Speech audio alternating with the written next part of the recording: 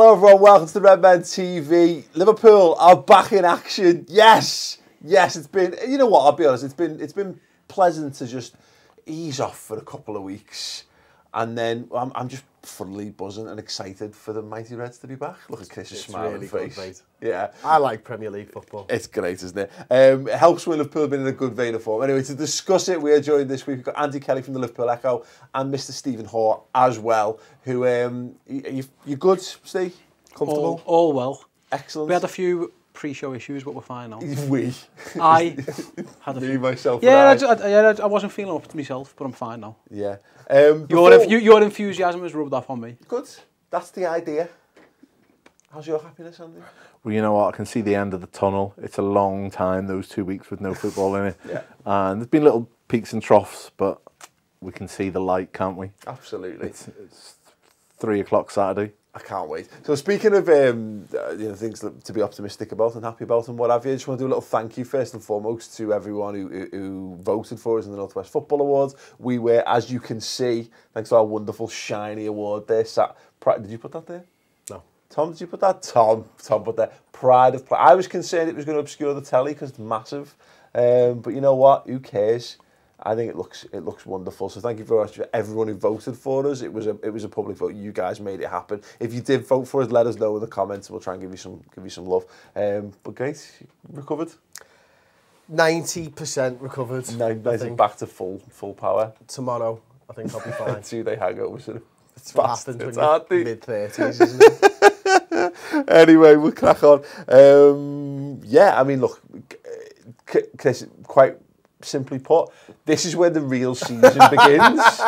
You know, we've had this. You have the initial optimism, yeah, where it's just you're just flying and you bang into it, and then. Well, my favourite part of the season is just before the season kicks off, when I think we're going to win the league. Yeah. And there's all hope springing eternal all around there, and you're thinking to yourself, this Liverpool side can go on and win the league. A few games in, you're like, can we though? Yeah. But you know what? We've turned it round, you know, towards the back end of the last sort of set of fixtures and stuff. And going into this one, Southampton haven't been performing great so far this season.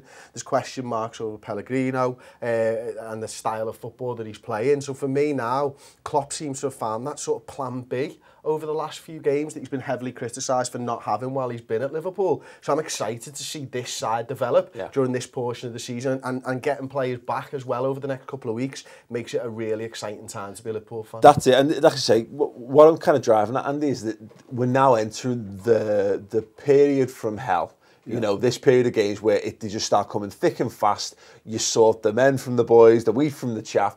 Chris is dead right. It was the perfect time for us to get our act together, but now we've got to prove that wasn't a fluke or a freak set of results. We've got to take it into this run of games now. Yeah, and thank you to me, Echo colleague Christian Walsh, who actually counted them up for me yesterday, because it was it's 13 games in 43 days, I think, for the rest of the year. Yeah. So you know, that is a. You know, it doesn't take a genius to work out. That's a game every 3 or 4 days, and there is no midweek free now till God knows when, sometime in January. So, you know, tell everyone they can see you in about the second week of January, because you're going to be busy. Yeah, and then the FA Cup, we'll have the FA Cup draw, and then it'll be mad in January as well. Yeah. But yeah, and I mean, you're right. They have to build those 3 games, 3 good wins, sort of. Got the recovery done after Spurs, didn't it? And now it's about building on to where, you know, we're just on the cusp of that top 4. Need to go on, secure Champions League football for the new year, and sort of get ourselves into that top 4, really. Absolutely. And Tom and I did we called it the monthly roundup kind of thing, but it was really from Man United to the other week to West Ham, and we are, in some regards, slightly further away, even though we perform better. You know, we seem to have turned the corner. We're a little bit further away from where we wanted to be by comparison to how we started that spell, Steve. But the point is, we are in touch and distance. We are there or thereabouts. We are primed, not for the title, but for the challenge that Liverpool need to be in, and that's the challenge for, you know, 2nd, 3rd, and 4th, effectively. And, you know, it begins with Southampton, and my God, Southampton, we very much owe them a beating. It's been difficult against them, hasn't it? It's been plenty. We scored in the last 4. It's been plenty of 0-0s at home, hasn't it, and stuff. Last year was very, very turgid. Obviously, Milner missed the pen and stuff, but they're a bit of a different team this year. They are quite good defensively, not as good as they have been, I don't think, and they're really struggling for goals. That's been their issue all season. They are really, really struggling. So I think Liverpool can afford to be a little bit more expansive than they maybe have been recently.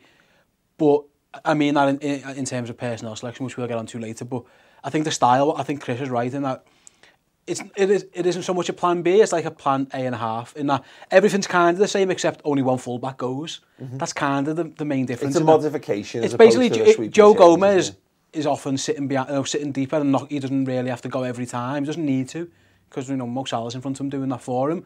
But conversely, if he does go, Moreno isn't constantly bombing on as well, and it's kind of like Klopp's. I don't think it's what he wants, but I think he's kind of accepted that. You know what? Maybe we do have to do this just because personnel-wise we're getting carved open too often, and there's no cover if one of our centre halves make a mistake, which they do. Do we think Southampton are going to park the bus? Yeah. I mean, we say park the bus. By that I mean play more defensively. They're going to try and they go on and play for the.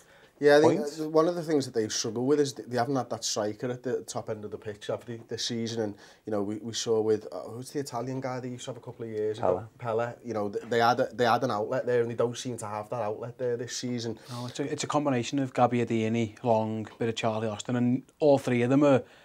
I mean, Gabbiadini's a good player. I think the other two are hit and miss. We saw with Shane Long for Ireland the other day. It's not clicking for him at the moment. They're just really struggling at that end of the pitch. They lack a bit of creativity as well. Tadic is hit and miss. That's what they are. They're one of those teams where you look at them and go, they're a bit like West Ham last week, where if everything goes right for them, they can cause you issues, but they haven't got it right all season. So we need to make sure they don't do it again here. I think that's the Redmen caused us a few problems last year, didn't he? I think he's fit, is he? Yeah. So, it's a hell of a question. If only there was a way to find out. Yeah, but, we haven't heard the manager's press conferences yet, but, he's someone who, if they are going to come and sit solid, Paul, he's one of the ones you'd expect to be a threat on the break, and he's someone I never quite think he delivers quite as much as he promises to, but he's a good player, isn't he? I think, and has caused us some issues in the past. Well, he's very much the next in line for the Liverpool transfer, really, isn't he? If he has a good season, he'd be the next one on the list. After, of course, the man Virgil. It's interesting. So I actually went on the Southampton website. I put together like a stat pack for this, and it made really, really horrendous reading because it was very much geared towards here's how Southampton gets something out of this. That Jürgen hasn't beaten them in 4 in the league. In fact, the last time he beat them, the last time we beat them was the 6-1 in the League Cup. Random one. This was one easy question: who was their one goal scorer? Mane. Sadio Mane. Who played in goal for Liverpool that night? Would it have been Ward? No. Nope. Mane or Carrier? No. Adam Bogdan. Wow. Oh, Played in goal in one of Liverpool's biggest wins in the league in League Cup history. Wow. There you go. We played the Christmas tree that night. That was the formation. I was looking at some formation stuff a couple of weeks ago, and that was actually the Christmas tree we played. Did that Origi get a hat-trick or something? Origi got his hat-trick, yeah. Absolutely fantastic. I was hosting YouTube's Christmas quiz and missed all that game. Devastated. Absolutely devastated. So yeah, random, just a proper random game. So we know they're 13th in the table, 13 points from 11 games, as you say, struggled for goals a little bit. The good thing for us, Andy, we were having a very brief chat about this prior to filming. This is maybe as close as Liverpool have been this season to being fully fit. I mean, we know Klein's it's going to be at least another 3 months before we see anything of him. But obviously there's one or two doubts at the moment still. Sadio Mane, but Lallana could well be back in contention as well. Henderson could be back in. Coutinho back as well. Weirdly getting fit again for Brazil. Fantastic. The only man who gets fitted on international breaks, which is great. At least he didn't have to travel back from Brazil this time. And he hasn't had to travel, so it's not the plane, Steve. So you were wrong about that all along. Yeah, they were on the West Coast line earlier, didn't they? Firmino and Coutinho on the Rattler. So really? Having a snooze from what I could see from Instagram. But this couldn't be timed any better. No. Okay, it could have been. The start of the season would have been lovely, to be fair. But again, we're coming into this period of games now, and the fact that particularly Adam Lallana, he's going to be chomping at the bit to get back on the pitch. Yeah, he is, and I'm told he's absolutely flying. And I mean, was ready for a double session yesterday in training. He's back in full team training. Whether Jurgen's MO tends not to be to throw them straight back into a start. It wasn't until West Ham. It wasn't when he everyone was like, what, Mane starts, but. Sadio Mane started that like when they throw in a random participant into the Royal Rumble and everyone goes, oh, wow! These are references beyond me, but I know you're talking about men in lycra pants, aren't you? I was referring to the Bushwhackers, to be fair. Oh, that sounds worse, doesn't it? But yeah, so you've got Lallana. We've got, hopefully, Coutinho did, 67 minutes, I think he played at Wembley last night. Didn't look to be moving too bad to me. He did that thing where he sort of strolls around quite a bit, which seems to be exacerbated when you put a Brazil shirt on. It almost becomes part of your makeup. But there was a couple of times where he went full on sprints, especially when Neymar played that nice ball through to him. He sprinted in off the right hand side. Neymar delayed it, put it through, and didn't look to be any reaction to me. So he's got to be, you'd think, reporting back at half-1 today. So hopefully he'll report back fine. Who else have we got? Henderson obviously couldn't play for England as a precaution, really. He, I think, missed a couple of sessions, but he's back training, and you'd think should be in contention. Anything on Mane then? Because we know he was. There's been conflicting reports, and I say conflicting reports, I mean conflicting clickbait headlines from a variety of sources that have had it. Certainly not from the Liverpool Echo. Of course not. Not that I would possibly cast that aspersion at all. No, you've seen it from. To be honest, even like Sky Sports were doing it very much like Liverpool's dismay and this kind of stuff. Or this kind of thing. He's out. He's injured. Yeah. We also made it was just a precautionary thing. I mean, my thought on it initially was it can't be too bad given that Liverpool had Scott McCauley over there with him, physio who travelled with him, and if it was a bad one, he would instantly have been able to. You don't need a scan to tell it's you need a scan to tell the full extent, but if it's a bad one, he would have told them. And from what I understand, there's still every hope that he can make it for Saturday. There will be. He's not going to be in team training today. I'm told he's not expected tomorrow. But a decision will be made on Friday, and if he does team training on Friday, as we know, Jurgen likes to see them in training, and then he'll be in contention for some sort of role. Now, normally, as you say, up to West Ham, we'd say, well, he's got a chance for the bench, but post West Ham, we're in a bright new world of who knows what could happen. Yeah. So I suspect he might make the bench because I think the way, we'll do our teams in a bit, but the way the team. Not convinced that they necessarily need to risk him. Yeah, no, that's a good point, isn't it? And we'll, as Andy said, we'll do our teams in a minute, Chris. But it's dead right. It would be nice time, and to some extent, that we don't need it. You've got Oxlade-Chamberlain there, of course. Obviously, Salah. If Coutinho's fit and available, if Lallana's available, this looks like the best point of the season for this squad, doesn't it? Let's be honest. I think with everyone bar Nathaniel Clyne fit or very near to fitness, this is the exact time we needed them. We saw last season we played a load of games in November and December and struggled in January. We're in a better position in that. All right, our form hasn't been as good as the start of last season, but we're getting our players back for that busy run. Did you say 13 games in 43 days? 43 days. Yeah. So, you're going to need these players, and we're going to have games to get them fit and rotate. Because that's the other thing. It's not just about maybe bringing Sadio Mane in. He's not in for 10 games, 2 games a week, but we've got the entire squad that we can fall back on. He might play midweek, he might not play weekend. So having all these players available at this time is absolutely key for us.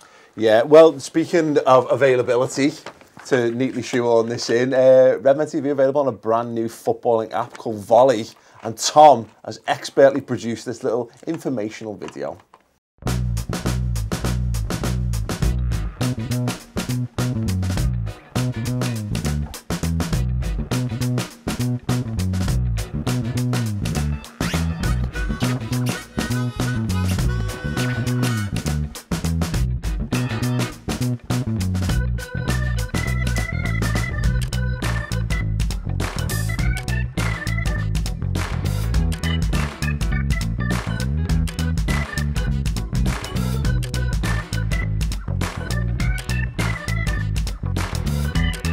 Vole is the world's first dedicated social network for football fans.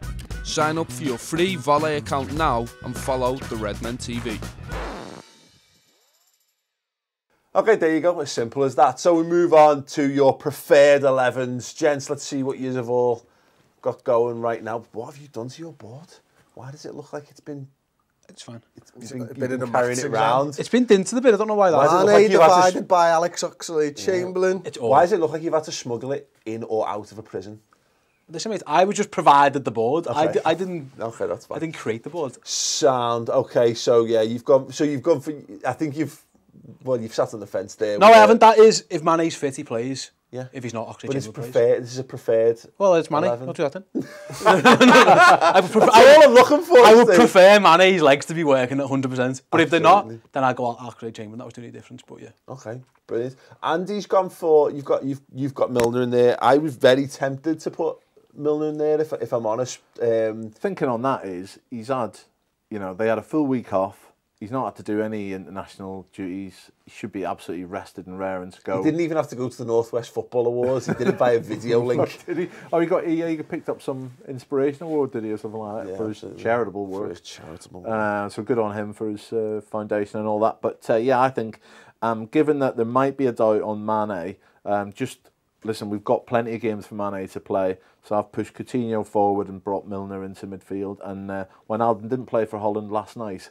So he did play against Scotland last Thursday, so he won't have played in over a week as well, so he should be raring to go. So I think Hendo should be fit, and so I have plenty of legs in my midfield. I think I think at this point, actually saying that, I know what, I'm going to question this because you've moved Salah to the left. I have, yeah, and one of the reasons is I'm kind of caught between the kind of formation that we played against West Ham and going back into this 4-3-3. And one of the things that I noticed from the West Ham game and I was really impressed with was the way that Oxlade-Chamberlain performed in that right-hand side role more than anything, and the fact that, you've got Joe Gomez who's not really bombing on as much as maybe a Trent Alexander-Arnold, but you've also got Alexander Oxlade-Chamberlain who, when we Alexander Oxlade-Chamberlain? Is that what I said? That's mental. Alex Oxlade-Chamberlain. Esquire.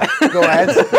And one of the things that I like, I want to see him in more space, so maybe a little bit of a deeper role, because I think, when it's congested at the top end of the pitch, I think he struggles a little bit, but I think when he's got the ball at his feet, he's got space to run into. He's great to drive him from the halfway line. He's absolutely brilliant, and I want to see Salah more central as well. So, the way that Firmino was dropping deep and Salah was going on the last man, I want to see a little bit more of that. And I think I alluded to it earlier on, I think that's more of our plan B right now.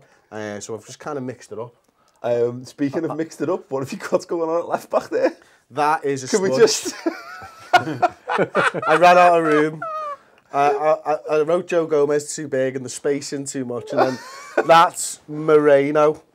But the E, N and O are essentially on top of each other, kind of like my signature. I'm noticing a bit of an anti-Lovren agenda on these boards. But no agenda. It just follows the Clavan should keep his place. I was going to say, my theory is like... Don't be staring. Sorry, I just couldn't help but notice. Dude, I've just said, if it isn't broke, don't fix it, kind of thing. No, exactly. I completely... And I think again, we've all gone for the same back four and go. I think it picks itself up. No, Lovren's in mine. Oh, no, you're right. Sorry, I apologise. Yeah. Why? Because Clavan isn't good enough. I could say the same. There is an entirely other debate about Lovren, but he's still a better centre half than Clavan. Have a phone call. Undoubtedly. I have. There he is. That's previous engagements. That's Clavan's agent. Clavan. No, I'm sorry. Look, the Liverpool Echo just don't like you, mate. No. All opinions expressed are personal. But my view is he isn't. No, Andy, listen, I agree. I absolutely agree with you. We've been talking about this quite a lot. Look, Clavan, he's not great in the air.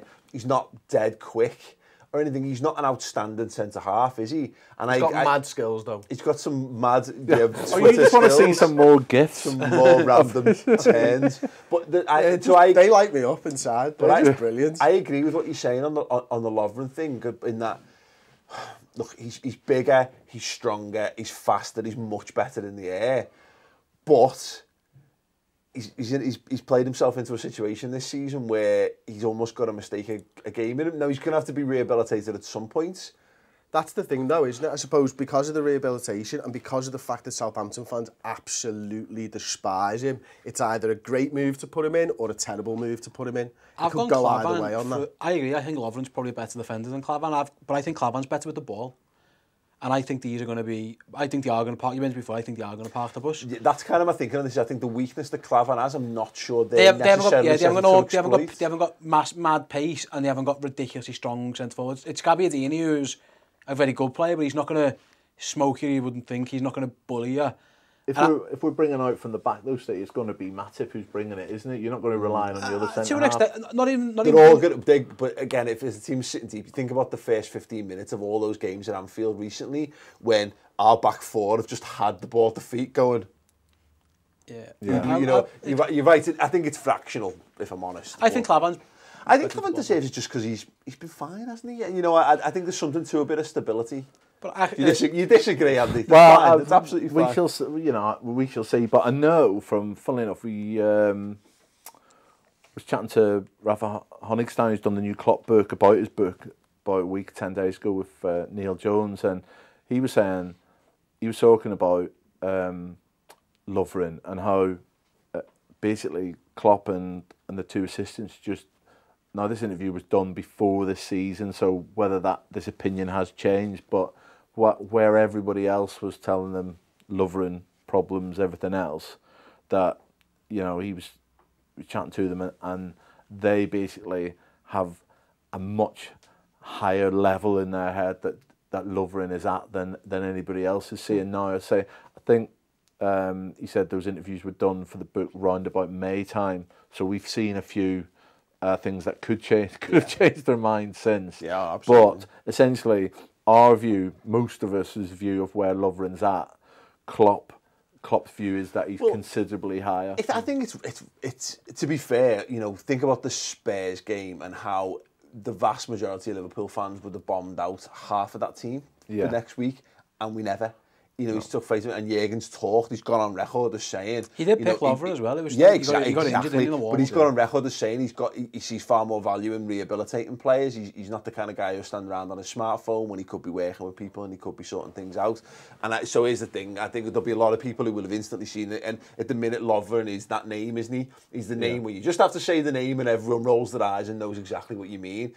Jürgen will see that as a challenge to some extent, and he'll not like a bull-headedly, not like he'll throw someone in who's in terrible form and leave them out to dry, but there's no way he's not been working with him. Well, he needs him. Get him up. Well, exactly, he's a Liverpool player. He needs. Well, I think Lovren will play. I think he'll play. Qualified for the World Cup with Croatia. I think they were until Denmark last night. They've been they're about the only team who scored a goal in the playoffs, weren't they? And they had a comfortable passage through against Greece, wasn't it, I think? Yeah. So, I think he's going to be on a bit of a high. Southampton, there's that, that whole frisson between him and their fans. But to be honest, I think he is the sort of character where I think as long as he doesn't do what he did with Harry Kane, where he gets too wound up and is like, I'm going to be the man who's going to run 40 yards and win a header against Harry Kane and just messes it all up.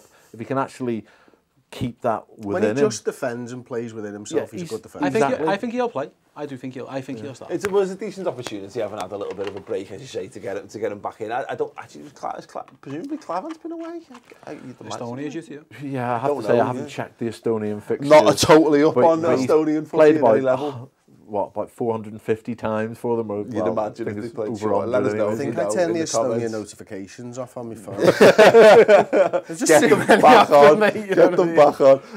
I wonder if was that covered in development watch this week? No idea. We'll have to get Ben to track Estonian football a bit better.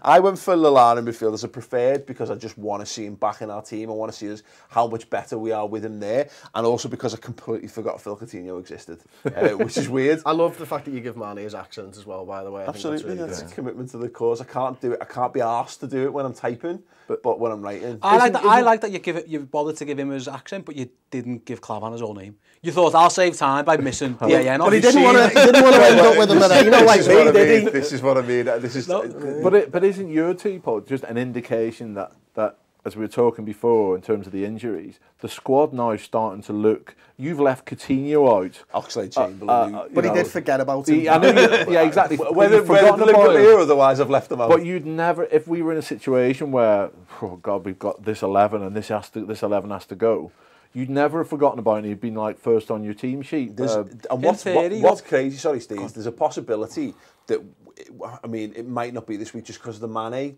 fitness issue. We could see us doing our Man City. You know, our Man City equivalent of how we play footy.